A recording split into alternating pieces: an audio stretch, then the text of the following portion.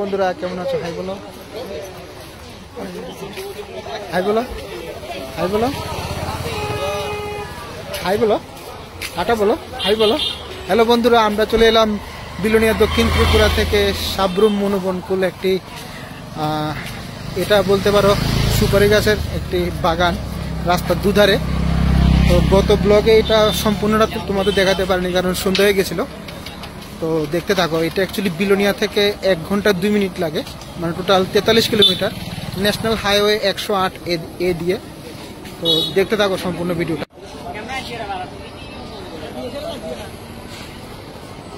DSLR mobile দেখো, DSLR camera লাগে না।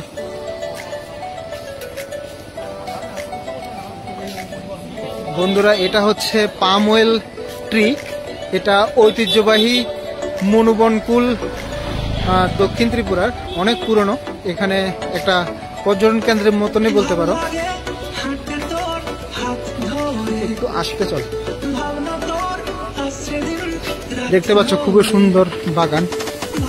এটা একটা পর্যটন শিল্প এবং এখানে সবাই আসে, অ্যাকচুয়ালি সবাই আসে এখানে মজা করতে আসে, বিকালবেলার টাইম সকালবেলার টাইম আসে।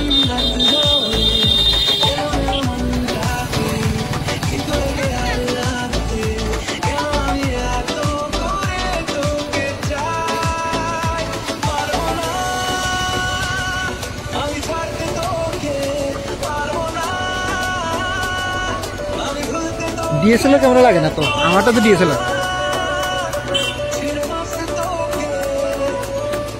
অনেক দূর পর্যন্ত রাস্তাটা।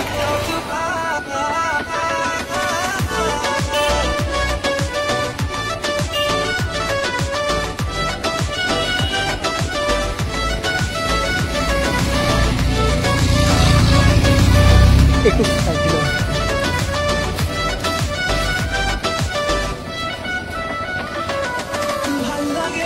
সবারই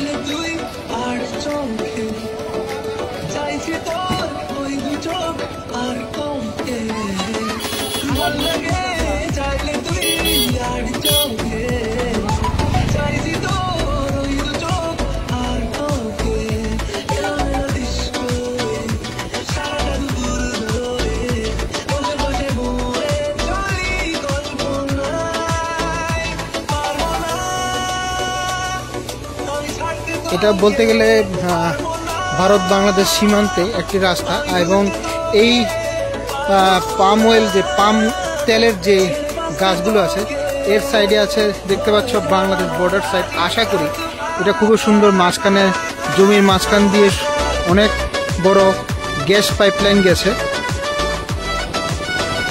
দেখতে পাচ্ছ। আশা করি তোমরা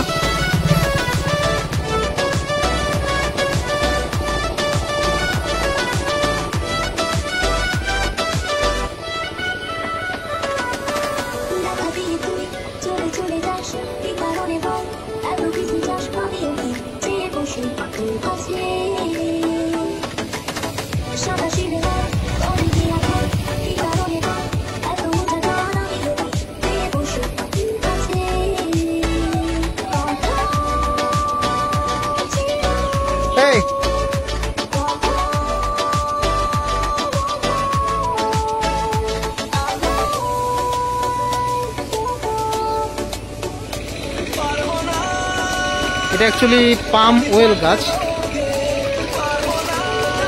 এটা অ্যাকচুয়ালি এখন হয়ে গেছে পর্যটন কেন্দ্রের মতো। দেখতে পাচ্ছ অনেক মানুষজন এসছে।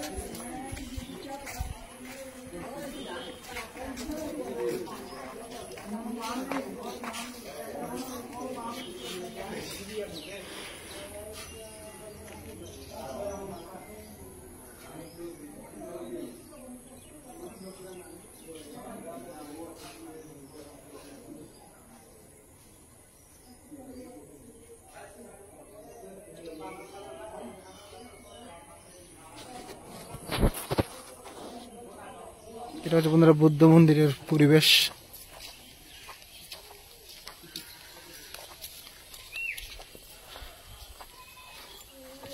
এটা কিন্তু অ্যাকচুয়ালি মহামণি বুদ্ধ মন্দির, মহামণি ডেভেলপমেন্ট সোসাইটি থেকে এটা বুদ্ধদেবের প্রতিকৃতি বা বুদ্ধদেবের মূর্তি বলতে পারো। এটা বানানো হচ্ছে, স্থাপন করা হবে, প্রাণ প্রতিষ্ঠা করা হবে।